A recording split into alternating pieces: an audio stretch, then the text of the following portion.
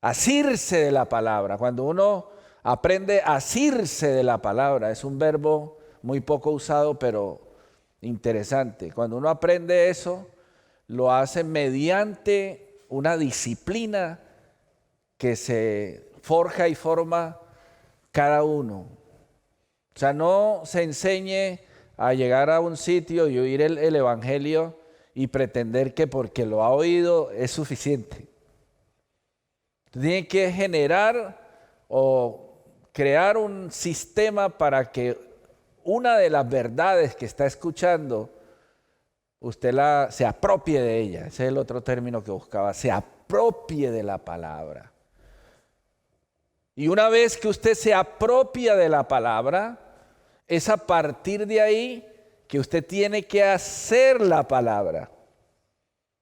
Entonces el apóstol Santiago dice, no seáis oidores de la palabra, sino hacedores de ella. ¿Por qué, hermanos? Porque cuando uno oye una palabra basada en la Biblia y la procesa, la entienda, la organiza bien en su mente y hace conforme a lo que ha entendido, y usted, una vez que hace conforme a lo que ha entendido, ve la respuesta de Dios, es a partir de ahí que usted empieza a ser testigo de que Dios es real. ¿Por qué, hermanos? Porque Dios cumple su palabra. El Espíritu Santo está siempre deseoso de hacer que la palabra que fue inspirada, que Él inspiró, se cumpla.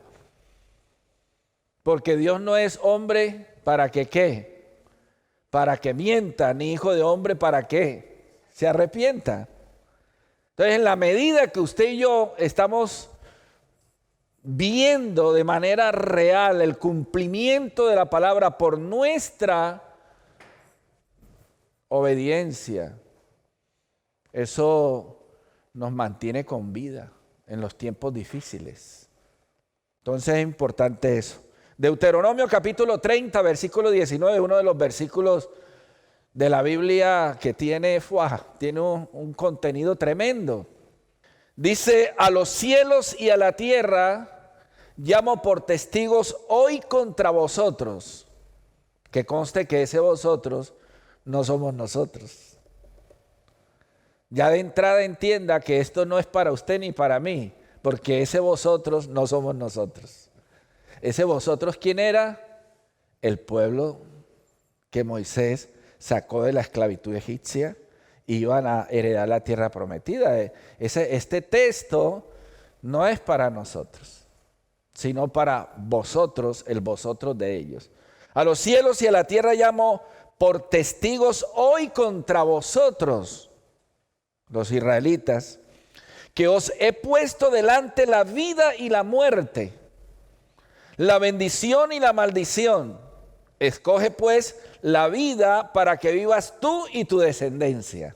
Solamente ese texto. Entre paréntesis, a acotar que este es un texto que pertenece a la ley de Moisés. Y si usted realmente intentara asirse de este texto de forma literal, usted va a encontrarse con una serie de tensiones, y que algunos pastores o predicadores lamentablemente cogen estos textos y lo aplican, a eso le llaman contextualizar un texto, y lo aplican tal cual como se dijo en su época. Y no, uno tiene que aprender a separar las cosas y a ponerlas en su contexto. No estamos en el antiguo pacto, sino en el ¿qué? En el nuevo pacto.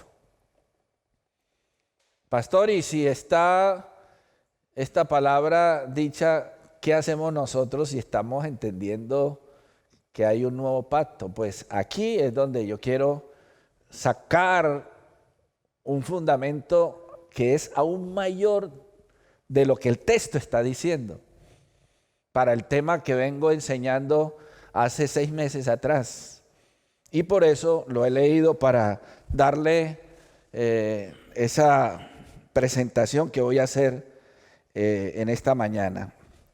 El propósito de Dios, que es el tema que estamos estudiando hace más de 1 año y medio, 2.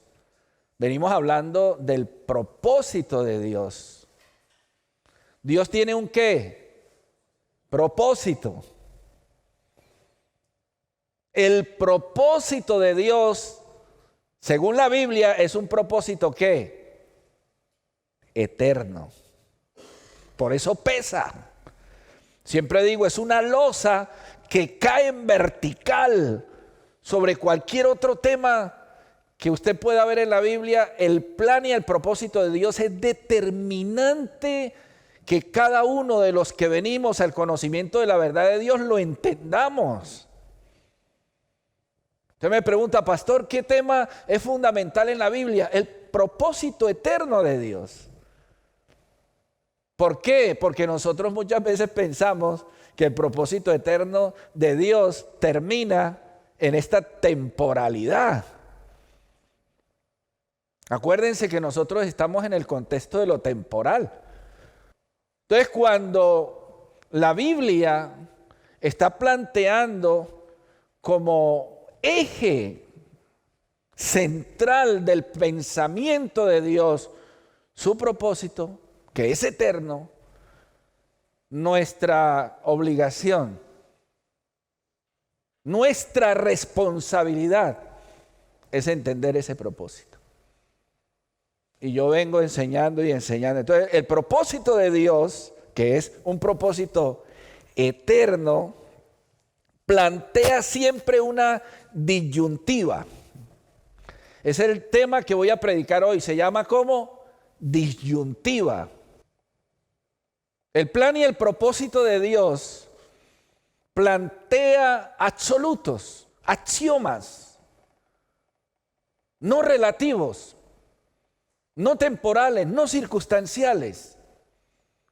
Por eso una de las verdades que usted y yo debemos entender sobre el propósito de Dios, que es eterno, es que las verdades que Dios suelta, las suelta para que nosotros entendamos eternidad, no temporalidad. La temporalidad son las cosas circunstanciales, momentáneas, que a veces incluso leemos en la Biblia. Hay textos que pertenecen a la temporalidad. Acuérdense que Simón Pedro le dijo al Señor, Señor, ¿a quién iremos? Tú tienes palabras ¿de qué? De vida eterna. ¿Eso qué quiere decir? Que cuando Dios habla, habla a mentes que están entendiendo eternidad. Porque Dios cuando habla en lenguaje de eternidad, no de temporalidad.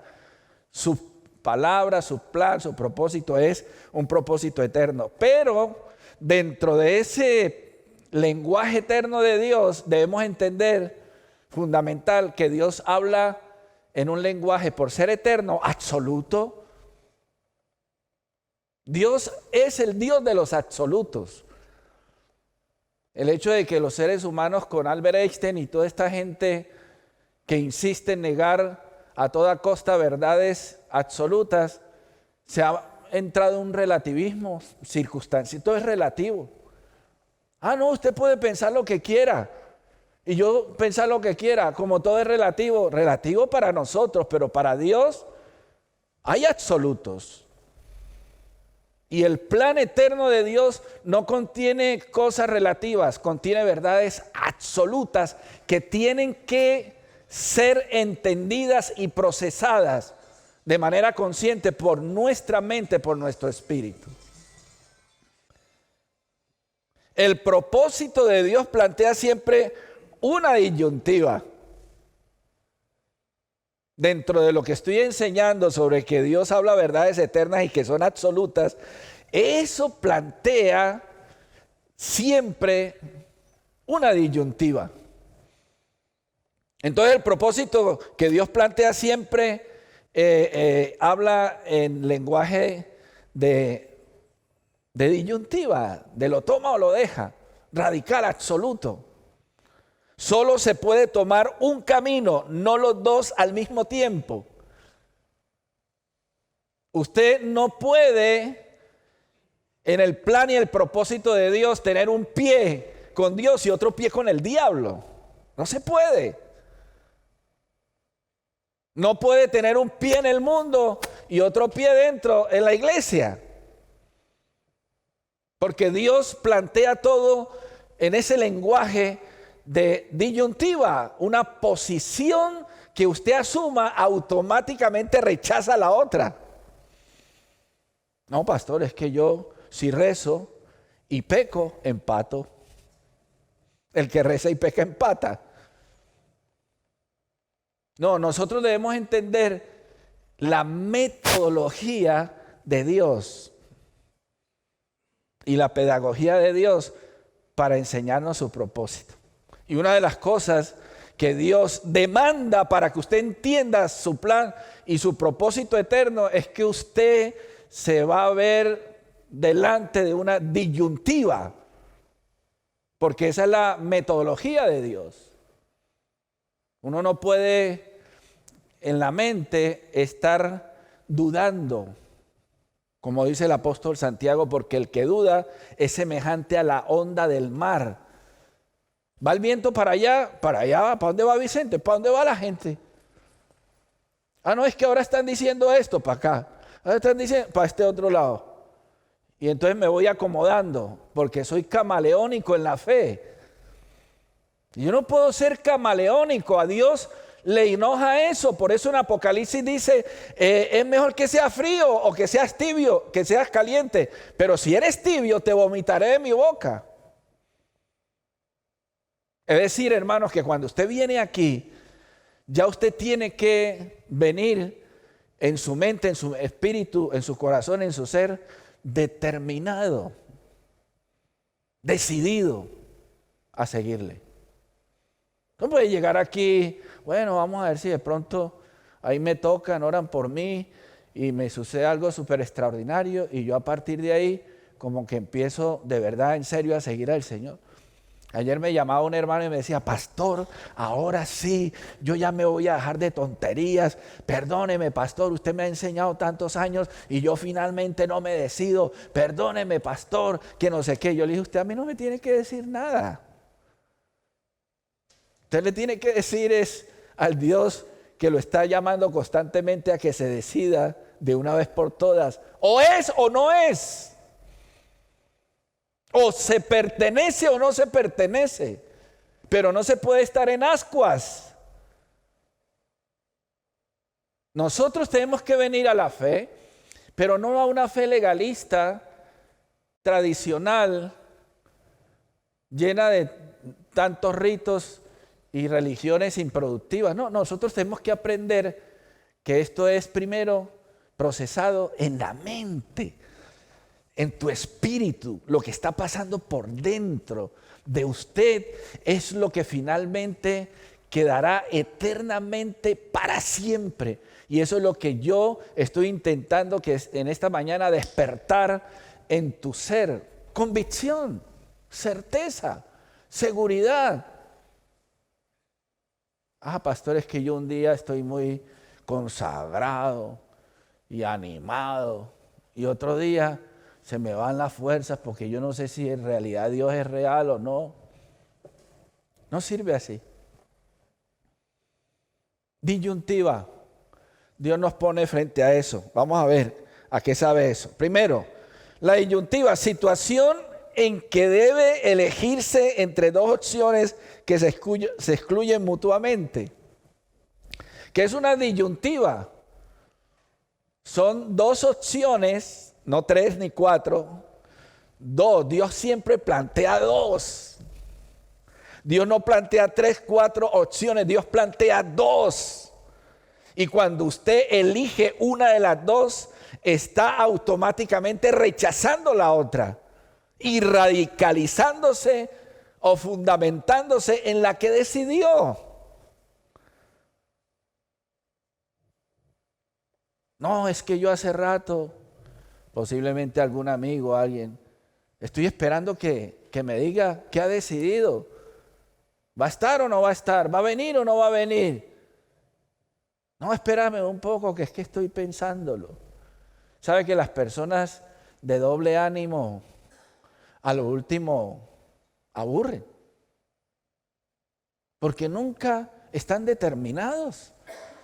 No han desarrollado la disciplina de ser verticales a la hora de asumir una posición. El que no es conmigo, dice el Señor, contra mí es, disyuntiva. Usted se va a dar cuenta hoy que la Biblia y en el plan y el propósito de Dios, el Señor lo para a usted delante de dos opciones para que usted de una vez por todas aprenda a ser una persona con determinación, con convicción. Porque la fe exige eso. Si usted lee el libro de Hebreos capítulo 11, los hombres de fe que menciona Hebreos capítulo 11, hablando de Noé, Gedeón, Josué, todos fueron gente a muerte, por lo que creían. Y aún dice la Biblia que no miraron lo que tanto deseaban y murieron deseándolo y sin embargo se mantuvieron fieles hasta el final. Por eso el Señor dice, bienaventurado el siervo que cuando su Señor venga lo halle haciendo ¿cómo? Así. Obediente, determinado. Usted tiene que mirarse hacia adentro y empezar a entender que la fe no es productiva porque no se está nutriendo de verdades absolutas, sino de ideas relativas. Me decía un pastor amigo, me decía, Manolo, es que usted es muy radical. Con usted no se puede hablar, porque usted es muy radical. Todo es absoluto, usted no considera que hay relativos. Y por eso con usted no se puede hablar, conmigo no se puede hablar si usted no tiene un argumento que supera el que yo tengo. Así elemental. Una chica me decía hace años, oye pastor, es que yo no voy a hablar con usted porque usted, cada vez que voy a pedirle un consejo, usted con la Biblia. Y le dije, ¿qué quiere? ¿Que use a Condorito, a Corín Tellado para aconsejarle? Si no hay una fuente tan llena de fundamento sólido y eterno como la Biblia, la palabra de Dios. ¿Me estoy haciendo entender? Bueno, entonces la disyuntiva se define como la situación en que debe elegirse entre dos opciones que se excluyen mutuamente. Esto lo ha inventado Dios desde el comienzo. Vamos a ver, Génesis 2:9. Y Jehová Dios hizo nacer de la tierra todo árbol delicioso a la vista. Génesis 2:9. Y bueno para comer.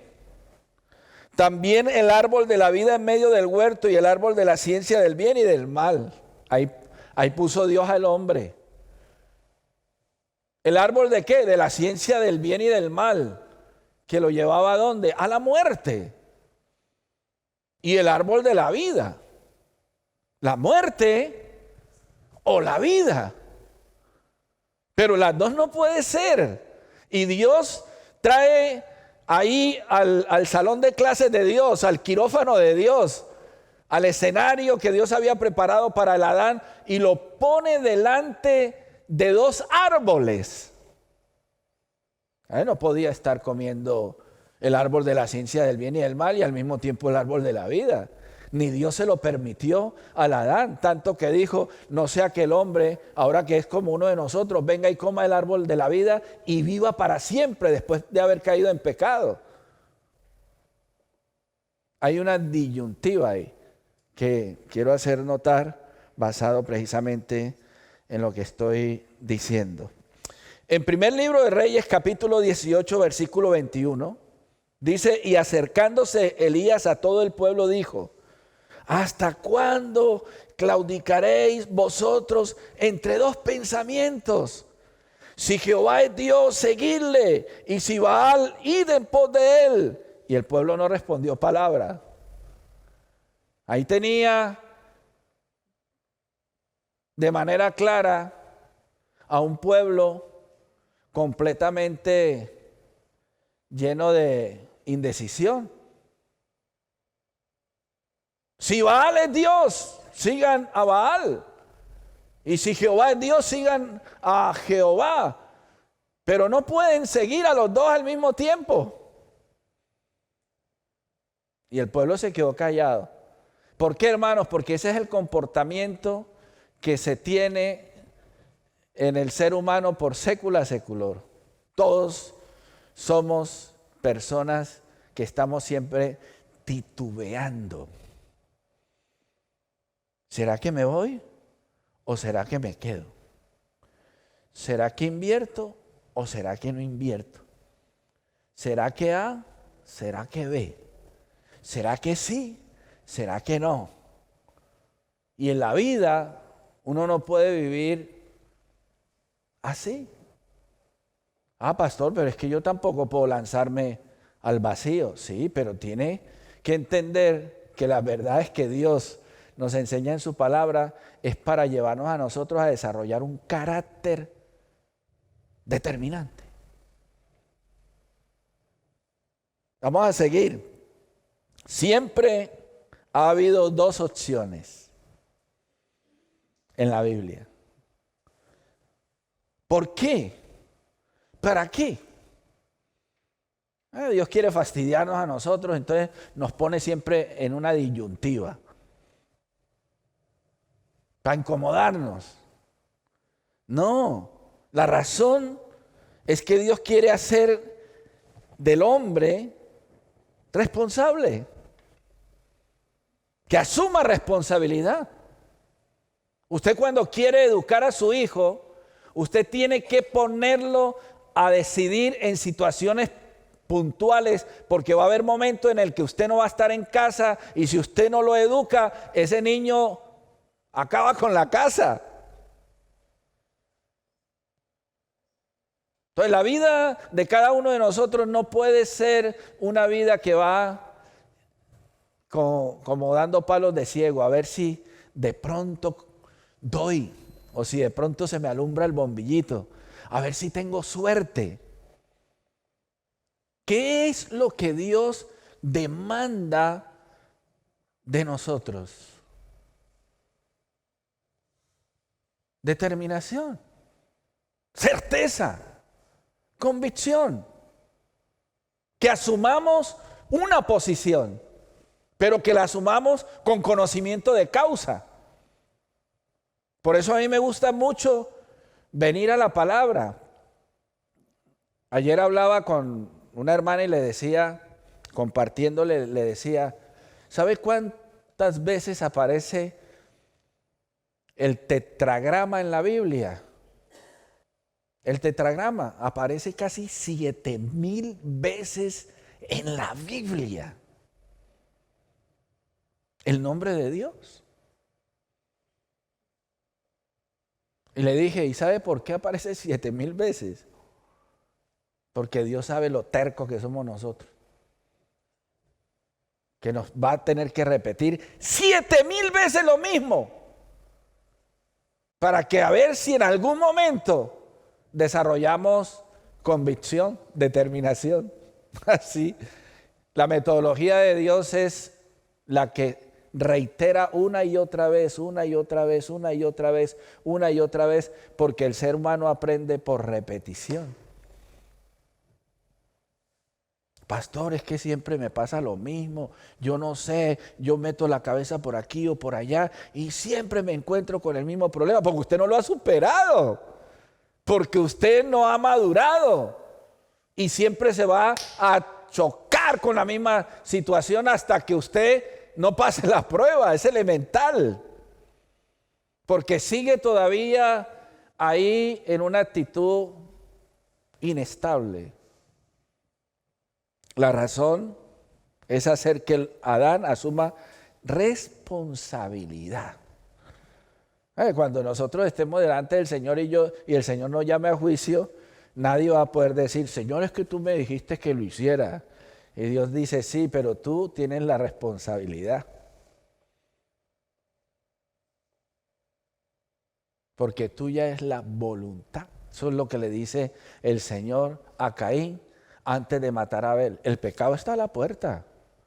Y es lo que el apóstol Pablo está diciendo: todo me es lícito, pero no todo me conviene. Todo me es lícito, pero yo no me dejaré dominar de ninguna cosa. Porque finalmente no es Dios viviendo la vida de Dios a través de mí. Porque eso es lo que hace la religión y la mayor parte de los predicadores. Deja que el Espíritu de Dios descienda, aleluya, y viva la vida de Dios. ¿Quién le ha dicho a usted semejante tontería? Si en la Biblia Dios no está enseñándonos tal cosa. Dios lo que nos está enseñando es asumir responsabilidad. Las decisiones que yo tomo, las tomo por convicción. Y cuando las tomo por convicción, me hago responsable delante de Dios. Y eso es lo que me premia en la eternidad, para bien o para mal. No solamente la razón por la que Dios plantea todo en ese lenguaje de lo disyuntivo, la disyuntiva para enseñarnos responsabilidad, sino para que el ser humano tome conciencia del poder que tiene la voluntad. Me gusta mucho ese texto de Lucas cuando dice que Jesús alzó su rostro. ¿Cómo es que dice el texto? Afirmó su rostro para ir a Jerusalén. Es que afirmar el rostro, ponerlo erguido, mirar hacia el frente y lanzarse por lo que ha creído, por lo que a lo que ha venido. Y cuando dice que Jesús afirmó su rostro es porque Jesús es el único ser humano que sabía dónde, cuándo, cómo, a qué horas iba a morir. A ver, ¿hay alguno aquí que me puede decir cuándo va a morir? ¿Dónde va a morir? ¿Y de qué manera va a morir? Dele gracias a Dios que nosotros no sabemos eso, si no, nos moriríamos antes. Sí, nos moriríamos en la víspera y mañana me muero, entonces me muero pensando que me voy a morir mañana y que me va a atropellar un camión y me van a descuartizar el cerebro, entonces yo me muero pensando en que voy a morir mañana. Jesús es el único que sabía, como dice Salvador Paniker, un teólogo, Jesús es el único que sabía que había nacido para morir. ¿A qué vino Jesús? A morir. ¿Y nosotros a qué hemos venido? No, a ver cuántos años yo vivo y cuánto, a ver la... Jesús estaba determinado a morir en la cruz. Como el apóstol Pablo cuando dijo, ¿qué hacéis entristeciéndome? No solamente yo estoy dispuesto a que me amarren, sino estoy dispuesto a que me maten por la causa. Ahí no hay disyuntiva, está determinado. Esa es la gente que cambia la historia. Los hombres de Dios tomaron una decisión, una de dos. Porque al tomar una de dos, automáticamente rechazan la otra. Y a partir de ahí, se es radical.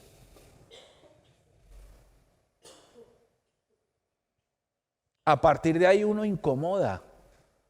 Pastor, es que allá donde yo trabajo, la gente me hace a un lado, porque usted incomoda con sus posiciones verticales. Hay gente que me evade a mí. Yo no soy monedita de oro. Desde que yo me conozco, a mí me evaden.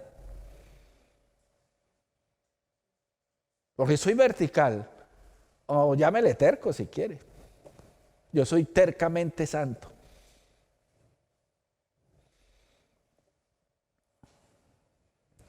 Entonces, hermano, 2 árboles, 2 estados, 2 puertas. Disyuntiva. Es el plan de Dios para que el hombre asuma responsabilidad y se dé cuenta de lo serio de la voluntad que tiene. A veces nosotros los seres humanos cuando la hemos complicado por ahí. Ah, no, Dios tiene la culpa porque el Señor, si estuviera conmigo, mira, me dejó hacer. Pero otras veces cuando prospera, no, que Dios ni que nada, eso ha sido porque yo lo he logrado.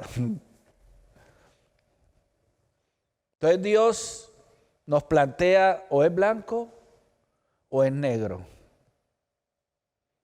Dos árboles. El árbol de la vida y el árbol de la muerte.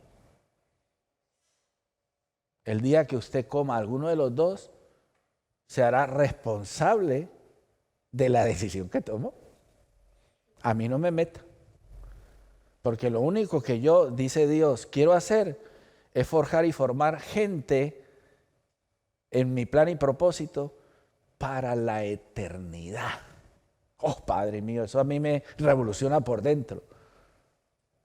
Seguimos. Dos árboles, ya lo hemos leído, Génesis 2:9. Dos estados, Deuteronomio 30:15. Mira, yo he puesto delante de ti hoy la vida y el bien, la muerte y el mal. Por eso decía que yo estoy extrayendo de ese texto un fundamento mayor que el mismo tema que está planteando Moisés ahí. Lo que estoy haciendo ver es que Dios es el Dios de la disyuntiva. Siempre lo va a poner a uno delante de dos caminos.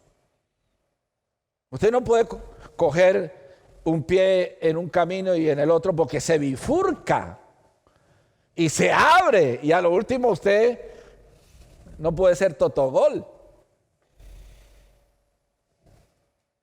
Mira, yo he puesto delante de ti hoy la vida y el bien, la muerte y el mal.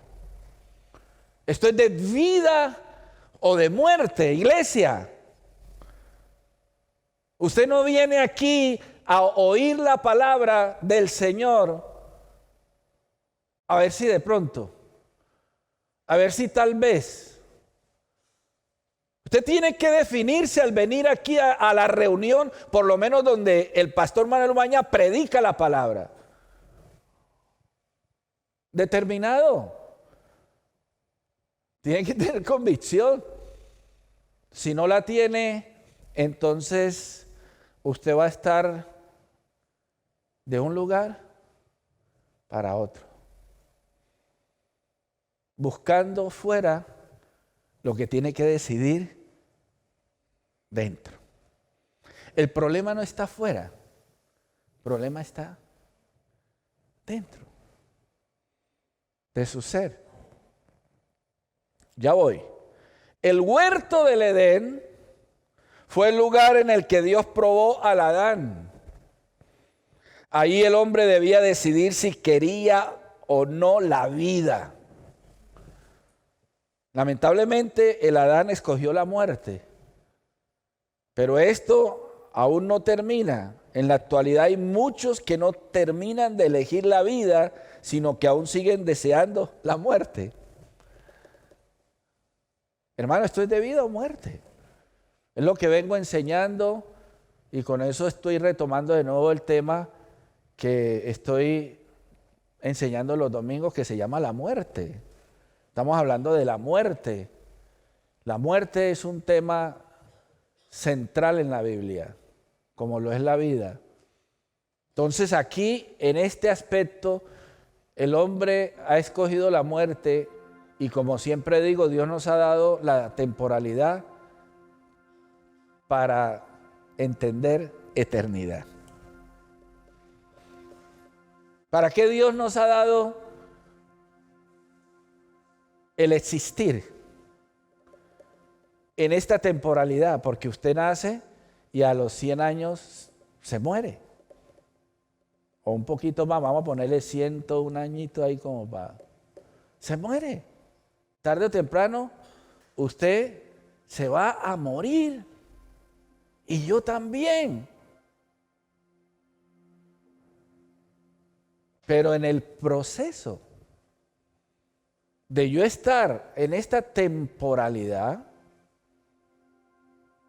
debo entender eternidad, porque la temporalidad se nos ha sido dada para entender eternidad. Y una vez que yo entiendo lo eterno, entonces empiezo a amarlo.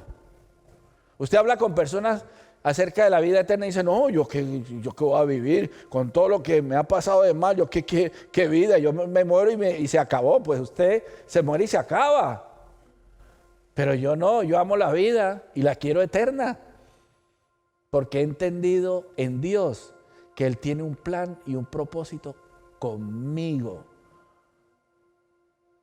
Como dijo Josué, yo y mi casa serviremos a Jehová. Si usted no lo quiere hacer, problema suyo. Yo le he hablado a muchos españoles de la vida eterna y no les interesa. Yo le digo, vale. Ay, pastor, ¿y a usted no le da tristeza? No, le da tristeza, tienen que darle a Él, que no sabe ni de dónde viene ni para dónde va. Pero usted y yo, cuando venimos al entendimiento de la verdad de Dios, lo que Dios plantea es vida eterna. Otro poquito, ya voy a terminar. Dice, hablando precisamente de esta disyuntiva en Mateo 25:46, e irán estos al castigo eterno y los justos a la vida eterna. La disyuntiva, la vida eterna o el castigo eterno. Dios lo plantea por medio de Jesús así. No hay un tercer estado. O usted entiende, ama en Cristo Jesús la vida eterna, como dijo Jesús, yo he venido para que tengan vida y la tengan en abundancia, vida eterna. Usted mismo tiene que mirarse dentro de usted mismo y decir, ¿realmente quiero ser eterno? Porque es que si usted no ama y no entiende eternidad, ¿para qué quiere ser eterno? Nos estorba en la eternidad. En la eternidad vamos a vivir los que tenemos hambre de vida, deseosos de desarrollar el máximo del potencial para lo que nos espera. Porque el propósito de Dios es un propósito ¿qué? Eterno, y mal haría yo viviendo una fe temporal. No, yo es que vengo a la iglesia o aquí a la reunión, ahí como para mantenerme mientras estoy vivo y mientras estoy aquí, ya después a mí no me importa lo que pase. No, a mí es al contrario. Ya esto aquí temporal, esto ya se está terminando. Ahora viene lo eterno, lo que es para siempre. Por eso la palabra del Señor dice, el mundo pasa y sus deseos, pero el que hace la voluntad de Dios permanece para siempre. Esto es de permanecer para siempre. ¿Usted qué quiere? ¿Vida eterna o castigo eterno? ¿Usted lo toma o lo deja? Dos puertas. Usted ya han oído esto en Mateo 7, 13 al 14. Entrad por la puerta estrecha, porque ancha es la puerta y espacioso el camino que lleva a la perdición, y muchos son los que entran por ella. Porque estrecha es la puerta y angosto el camino que lleva a la vida, y pocos son los que la hallan. Dos puertas. Una puerta que usted entrando de lado no puede por la barriga. Mucha cerveza. Una puerta estrecha, incómoda, de pasar por ella. Pero una vez que usted pasa por esa puerta estrecha, el camino, según la Biblia, no se hace ancho, se angosta más. Porque cuando usted entra por la puerta que es estrecha, el camino que le espera es igual de ancho como la puerta. Entrad por la puerta estrecha, porque ancha es la puerta y espacioso el camino que lleva a la perdición. La puerta ancha, usted entra holgado, libre, y hay un camino holgado y libre, sin asumir ningún tipo de responsabilidad, ni de convicción. Como quiera, yo vivo como sea, al garete. Pues vale, pero aquí hay una puerta estrecha que usted se lleva media nariz para entrar. Y una vez que estás dentro del camino estrecho, aún le siguen apretando. ¿Por qué, hermanos? porque nos espera un galardón. Hay un galardón. Bienaventurados los que por mi causa os vituperen y os maldigan y digan toda clase de mal mintiendo contra vosotros. Alegraos y gozaos, porque vuestro galardón es ¿qué? Grande en los cielos, punto.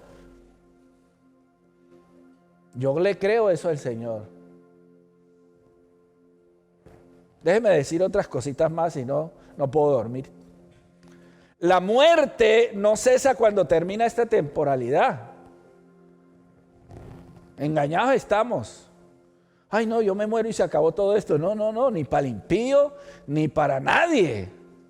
Porque lo eterno empieza realmente cuando uno se muere, porque hay vida eterna y hay castigo eterno. O sea, que usted no piense que lo que le está esperando es un no existir, como piensan los budistas, la no existencia. Una vez que se terminan las reencarnaciones, no hay ya existencia, como piensan los adventistas sobre la aniquilación total del diablo y los demonios. Entonces los perversos serán aniquilados donde no tendrán conciencia de sí mismos. Mentiras. La muerte no cesa cuando termina esta temporalidad. Ella sigue, y aún más peligrosa, porque la que sigue es muerte eterna. Es que esto es una disyuntiva seria. Muerte o vida. Y si usted elige la muerte, será muerto y muerto todo el tiempo, estando consciente. Porque la muerte no es la no existencia del ser. La muerte es la ruptura o separación total del ser humano de Dios. Esa es la muerte. Porque la muerte no es no existir, no estar.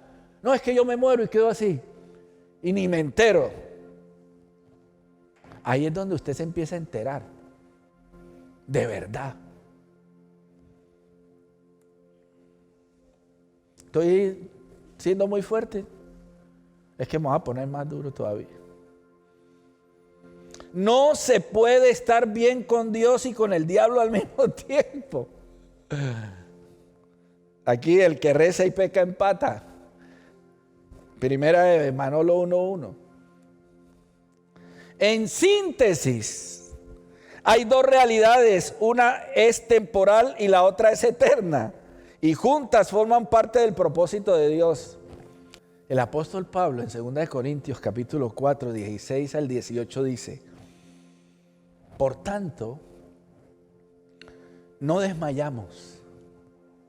Antes, aunque nuestro hombre exterior se va desgastando, el interior, no obstante, se renueva de día en día. Ahí está. Sí, que nos vamos volviendo viejos, que nos enfermamos, que ya no podemos ni caminar, tenemos que usar un bastón, una silla de ruedas, pero eso es circunstancial. Porque el hombre del neuma, el hombre del espíritu, el hombre de más adentro, cuando entiende lo eterno, se eterniza. Porque la verdadera vida va por dentro. Yo tuve la oportunidad de hablar con un multimillonario en Estados Unidos que me dijeron que fuera a orar por él. Y estábamos ahí dentro en la habitación y llegó el cirujano que lo iba a operar del cerebro porque tenía un tumor ya. Y le preguntó este hombre rico al cirujano: una vez que usted me opere, ¿cómo quedo yo? Y el hombre le dijo: usted va a quedar parapléjico. Usted no va a poder mover nada de su cuerpo. Y él dijo: ¿y cómo quedo yo de la mente? Le dijo: lúcido. ¿Voy a entender? Dijo: sí. Ah, bueno, opere. Y se echó a dormir. ¿Qué es lo que quiero decir con eso? Que la verdadera vida es la interna. La mente, el espíritu. Cuando se ha forjado y formado con verdades eternas, ya lo pueden descuartizar a uno. Que el hombre interior, no obstante, se renueva de día en día. Versículo 17, porque esta leve tribulación momentánea produce en nosotros un cada vez más excelente y eterno peso de gloria. Este es un versículo tremendo. No mirando nosotros las cosas que se ven, sino las que no se ven. Pues las cosas que se ven son temporales, pero las que no se ven son eternas. ¿Usted por qué sufre por las cosas? Lo tangible, lo visible, es temporal, dejará de ser. Por eso el Señor hablaba de hacerse tesoros en los cielos, donde ladrones no minan ni hurtan, donde realmente tenemos la herencia. No, pastor, es que yo no tengo ni dónde caer muerto. No, yo sí, y eternamente. Uf. Usted no se aflija porque no tenga bienes materiales. Hermanos, si los bienes materiales realmente le sirvieran a uno a la hora de enfrentar la muerte, yo sería el primero en no estar aquí predicando, estaría por allá buscándome la vida.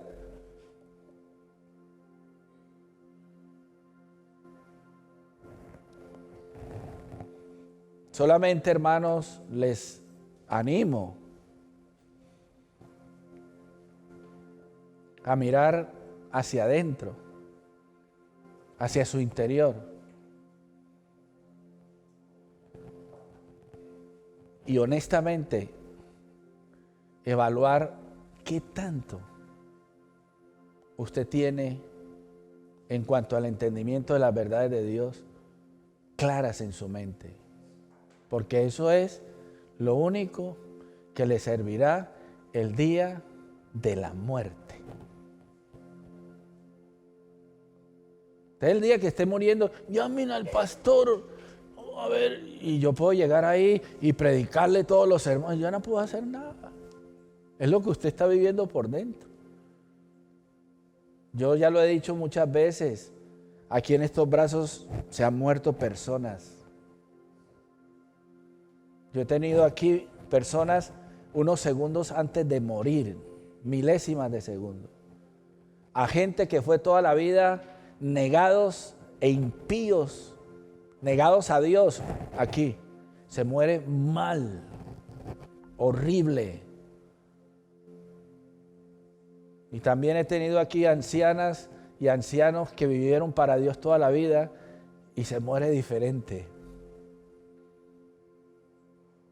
No quiero que usted esté pensando en la muerte, quiero que piense en la vida cuando viene la muerte, porque es que en realidad la muerte, a la luz de la Biblia, es solo el umbral. Es como una puerta que usted abre y pasa a la verdadera vida. Por eso hay algunas personas que han pasado o han visto o han estado en esos dos lados y dicen que algunos han vuelto y han deseado volver donde estaban, porque hay algo mejor. Bueno, voy a dejarlos ahí porque si no, algunos me van a decir, pastor, quiero morirme ya. No, vamos a vivir otro poquito. Vamos a cerrar las Biblias, vamos a dar gracias a Dios. Y antes de salir de este lugar, vamos a adorar al Dios grande. Pongámonos de pie.